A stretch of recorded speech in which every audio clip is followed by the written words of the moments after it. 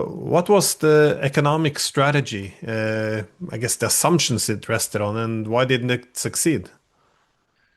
Well, I think there were two at least issues that the Western world, which is Western Europe mostly, the EU and the United States, did not assess correctly. I don't think there's any amount of spinning that's going to erase a very clear sense that they underestimated the ability of the Russians to wage a conventional military war, and they overestimated the ability of economic sanctions to be a powerful weapon in the event that the military didn't work out. And they had, unfortunately, miscalculated on both counts. They underestimated the Russian military potential, and they overestimated the impact sanctions can have. And so they've lost the war.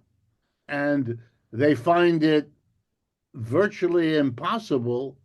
Well, not virtually, they find it impossible to recognize this misjudgment. You know, when people go into war, they should know that wars have a nasty tendency to have outcomes that were not expected, to have failed to take into account one or another resource on either side. And therefore, one of the reasons you don't have a war, besides all of the obvious political, moral, physical costs, is the uncertainty.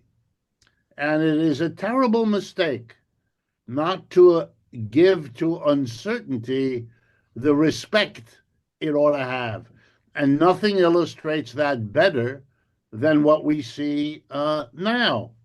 You know, the Russians are a much larger country than Ukrainians, so there's an obvious advantage in manpower that the Russians bring to such a conflict.